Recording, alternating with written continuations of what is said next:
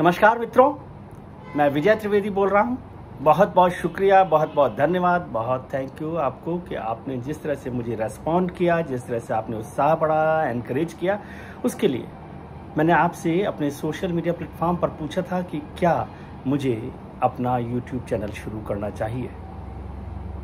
मुझे उम्मीद नहीं थी कि इतना ज़बरदस्त उत्साह, इतना ज़बरदस्त एनकरेजमेंट, इतना ज़बरदस्त स्वागत आप लोगों की तरफ से मिलेगा कि मुझे ये काम शुरू ही करना पड़ेगा। बहुत समय से मैं इसको टाल रहा था, बहुत समय से कोशिश कर रहा था कि पता नहीं क्या ज़रूरत है। इतने विद्वान लोग बैठे हुए हैं इस पूरे डिजिटल प्लेटफॉर्म पर जो अपनी बात कह रहे हैं, लेकिन फिर भी लगता था। बहुत सारे मित्र लोग मुझे कहते थे। लखनऊ के एक मित्र ने मुझे फ़ोन करके ज़बरदस्ती थोड़ा सा डांट भी दिया और कहा कि भैया तुम अपना चैनल क्यों नहीं शुरू करते, क्यों नहीं वो सारा अनुभव बांटते जो आपने सीखा है, इस समाज से जो लिया है उस समाज को वापस लौटाने का काम आपकी जिम्मेदारी है।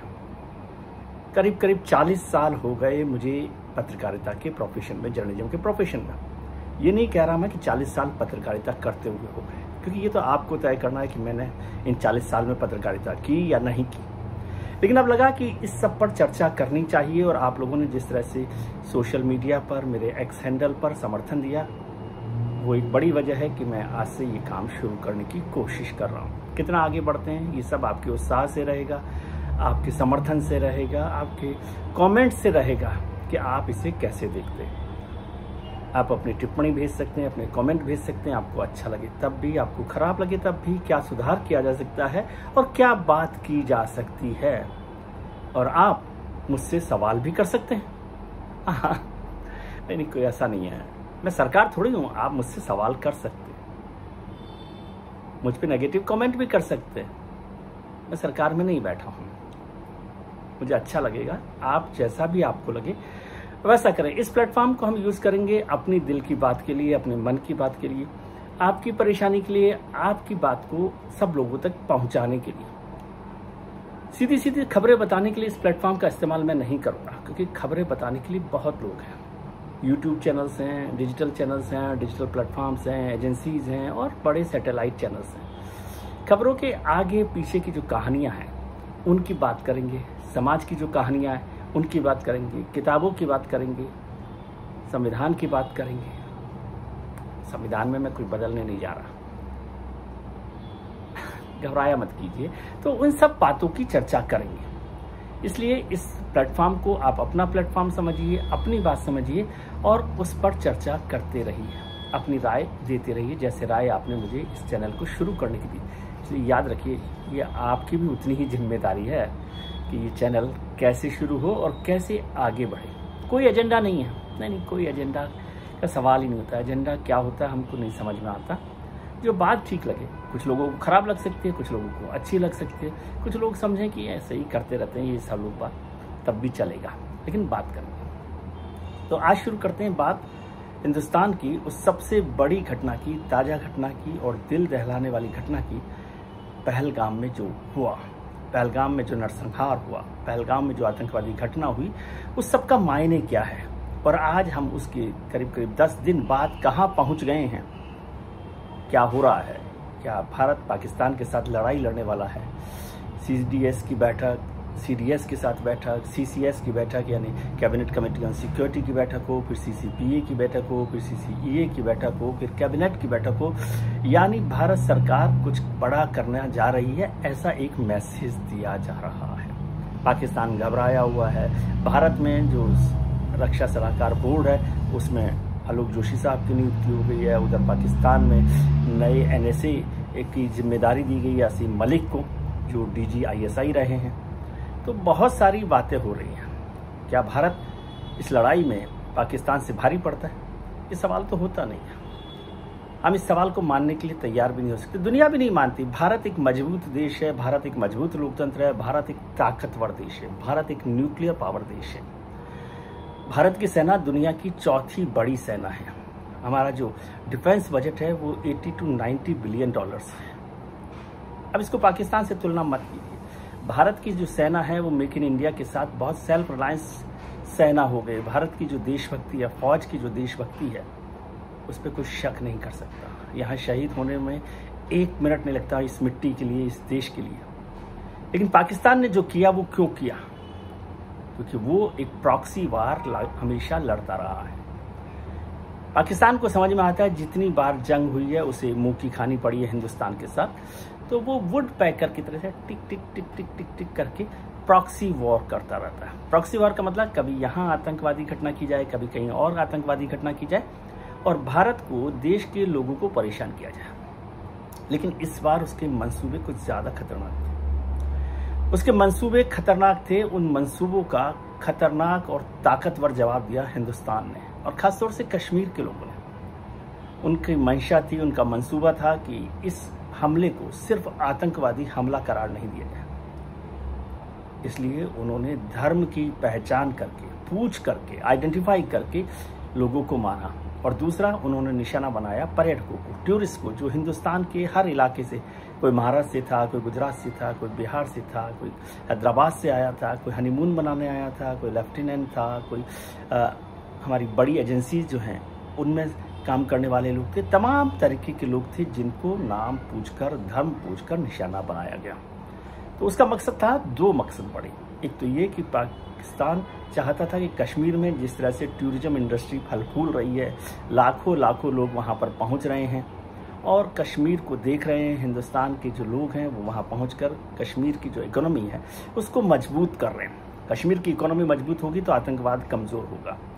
दूसरा, यदि धर्म के नाम पर पहचान करके मारा जाएगा तो हिंदुस्तान में एक सांप्रदायिक दंगा होने की, सांप्रदायिक विषाद पैदा होने की, विवाद पैदा होने की संभावनाएं बढ़ जाएंगी। लेकिन हिंदुस्तान ने और कश्मीर ने उस सब का बहुत ज़बरदस्त तरीके से मुंह तोड़ जवाब दिया। हिंदुस्तान में सांप्रदायिक दंगे नहीं हुए। लोगों ने समझा कि ये धर्म के नाम पर पहचान तो की गई है, लेकिन इसका मकसद क्या है, इसलिए उसका जवाब नहीं दिया गया। और जो जवाब दिया गया पर्यटन के तौर पे, तो वहाँ पर लोग रुके नहीं। कश्मीर में लोग अब भी पहुँच रहे हैं। कुछ कमी आई होगी लेकिन फिर भी पहुँच रहे हैं। और ख़ास तौर से उमर अब्दुल्ला साहब जो जम्मू कश्मीर के मुख्यमंत्री हैं, उन्होंने जिस तरह से विधानसभा में जवाब दिया, हिंदुस्तान के 30-35 साल में जिस तरह से कश्मीर ने इस पूरे हमले पर प्रदर्शन किया है, ताकत दिखाई है, भारत के साथ खड़ा हुआ दिखाई दिया है आम आदमी, राजनेता, उससे एक बड़ी ताकत मिली है और वो पाकिस्तान को परेशान कर सकती है। लेकिन क्या पाकिस्तान यहाँ चुप हो जाएगा? पाकिस्तान इस पर काम करेगा। पाकिस्तान क्या लड़ाई के लिए तैयार है? जाहिर है कि पाकिस्तान जो सीधी लड़ाई है वो नहीं लड़ सकता। ये भी सच है कि भारत और पाकिस्तान दोनों न्यूक्लियर पावर वाले देश हैं। ये भी सच है कि पड़ोसी देश हैं और वहाँ पर जो झगड़ा होता है उसकी आग दोनों तक पहुँचती है।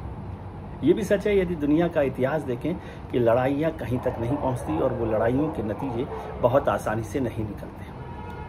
भारत एक मजबूत लोकतांत्रिक देश है, रोग स्टेट नहीं है, तो वो हर दिन लड़ाई के लिए तैयार होगा ऐसा नहीं है।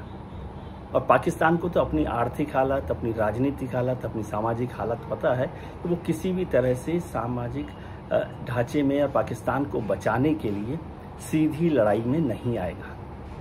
हमेशा भी ऐसा ही करते हैं। दो सामने मैं आपको बताता हूँ। 99 को याद कीजिए, जब कारगिल हुआ, और अभी उस समय पाकिस्तान में जो सेना के प्रमुख थे जनरल परवेज मुशर्रफ, उन्होंने पाकिस्तान के प्रधानमंत्री नवाज शरीफ की जानकारी के बिना कारगिल की घटना को अंजाम दिया। और जब तब के प्रधानमंत्री हमारे अटल बिहारी वाजपेयी लाहौर में मिलने गए थे नवाज शरीफ से, समझौता बस में बैठकर दोस्ती का हाथ बढ़ाने, उस दिन मुझे याद है कि लाहौर में जब वो स्वागत समारोह हो रहा था तो परवेज मुशर्रफ सैल्यूट देने के लिए मौजूद नहीं थे। और जिस दिन दोस्ती की बात पूरी करके वाजपेयी लौट रहे थे, तब जनरल परवेज मुशर्रफ अपने सैनिकों के साथ मिलने की तैयारी कर रहे थे और उसके बहुत जल्दी ही कारगिल को अंजाम दिया गया। लेकिन तब भी पाकिस्तान ने उसको सीधे सीधे स्वीकार नहीं किया और कहा कि ये जो हैं हमारे स्वतंत्रता सेनानी हैं, फ्रीडम फाइटर्स हैं, जिहादी हैं, जिन्होंने इसको लड़ाई को अंजाम दिया है और आगे बढ़े हैं। और उन्होंने तो पाकिस्तानी सैनिकों के शवों को स्वीकार करने से भी मना कर दिया। लेकिन भारत ने वो लड़ाई मजबूती से लड़ी और मजबूती से जीती भी। और ख़ास तौर से बात उस समय जो सरकार थी अटल बिहारी वाजपेयी की, वो कार्यवाहक सरकार थी। वाजपेयी सरकार अपना बहुमत जो है लोकसभा में खो चुकी थी, उसके बाद भी कार्यवाहक प्रधानमंत्री के तौर पर उन्होंने वो लड़ाई लड़ी और देश ने वो लड़ाई जीती। आज स्थितियां बदल गई हैं। आज तो एक मजबूत सरकार यहाँ पर है, मजबूत प्रधानमंत्री हैं और पूरे देश ने, जो सर्वदलीय बैठक हुई उससे पूरे देश ने भारत सरकार का साथ दिया है कि क्या करें। लेकिन दोनों में एक साम्य ये है कि उस समय भी जो सेना प्रमुख थे वो वहाँ की पॉलिटिकल लीडरशिप से ऊपर थे और उनका दबाव वहाँ पर काम कर रहा था, जिसकी वजह से कारगिल को अंजाम दिया गया। और अभी यहाँ पाकिस्तान में जो आर्मी चीफ हैं असीम मुनीर साहब, वो भी पाकिस्तानी लीडरशिप से ऊपर दिखाई देते हैं, खासतौर से भारत के मसलों को लेकर, अंतर्राष्ट्रीय मसलों को लेकर। और उन्होंने ही सबसे पहले इस बात को किया था कि 2 नेशन थ्योरी पर हम चल रहे हैं, पाकिस्तान 2 नेशन थ्योरी के साथ चलेगा और हिंदू और मुसलमान एक नहीं हो सकते। उसका जवाब तो हिंदुस्तान ने दे दिया। उसका जवाब यूँ तो पाकिस्तान ने भी दे दिया था जब 1971 में पाकिस्तान से टूटकर बांग्लादेश बना था, लेकिन शायद मुनीर साहब को समझ में नहीं आया। एक और बड़ा साम्य है, इस वक्त दोनों लोग आर्मी चीफ रहे हैं। तीसरी बात इस समय जो महत्वपूर्ण हुई है, असीम मुनीर जो आज आर्मी चीफ हैं, वो पुलवामा की जब घटना हुई थी 2019 में, तो पाकिस्तान में ISI जो सब कुछ करती है, आतंकवाद को फैलाने में मदद करती है, सहारा देती है, सपोर्ट करती है, उसके चीफ होते थे। DG ISI थे 2019 में असीम मुनीर, जो आजकल आर्मी चीफ हैं, पाकिस्तान के चीफ ऑफ आर्मी स्टाफ हैं। और कल ही उन्होंने एक और नियुक्ति की है सुरक्षा सलाहकार की, असीम मलिक की, जो असीम मलिक भी इस वक्त DG ISI हैं। और पाकिस्तान की हिस्ट्री में मेरे ख्याल से ये पहली बार होगा कि कोई DG ISI NSA की भी जिम्मेदारी निभा रहा हो।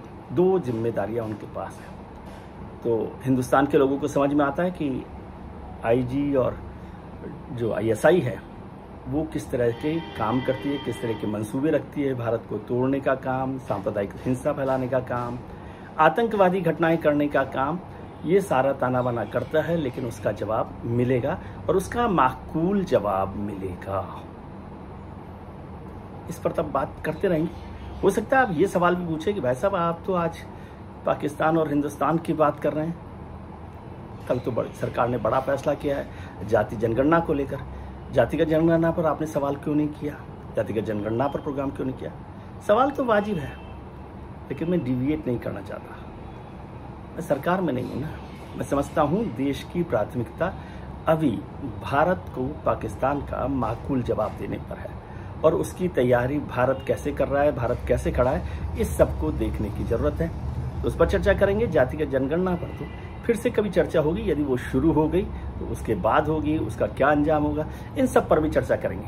आज के प्रोग्राम के लिए हम इतनी ही बात करेंगे कि क्या हो रहा है, आगे क्या होगा, आगे भी हम चर्चा करते रहेंगे। बहुत सारी बातें, बहुत सारे विषय भी आप दे सकते हैं जिन पर हम चर्चा करें। जैसे अभी आजकल मैं ये किताब पढ़ रहा हूँ, the new icon, Veer Savarkar पर। मोटी किताब है, बड़ा विषय है, बड़ा कैरेक्टर है, बड़ा चेहरा है वीर सावरकर, और अरुण शौरी साहब ने लिखी है। किसी दिन इस पर भी चर्चा करेंगे। ऐसे ही हम किसी भी विषय पर चर्चा कर सकते हैं जो आपको पसंद आता हो। तो आप इस प्रोग्राम को देखते हैं और यदि पसंद करते हैं तो भी टिप्पणी कीजिए, आपको नापसंद आता हो तो भी टिप्पणी कीजिए, बात ज़रूर कीजिएगा, राय ज़रूर दीजिएगा। मेरी ग्रैंड डॉटर है अमाना, 2-2.25 साल की है। नहीं, उसका यूट्यूब चैनल नहीं है, लेकिन वो यूट्यूब बहुत देखती है। तो जब वो घर आई हुई थी तो बात बात में ड्रामे में कह रही थी लाइक इट और सब्सक्राइब इट। अमाना की बात को आप समझिए, आपको पसंद आए तो लाइक कीजिए, सब्सक्राइब कीजिए, ताकि हमारी बातचीत आगे बढ़ सके। ये विजय त्रिवेदी ऑफिशियल मेरा यूट्यूब चैनल है, इस पर चर्चा करते रहेंगे, दोस्ती को आगे बढ़ाते रहेंगे। नमस्कार।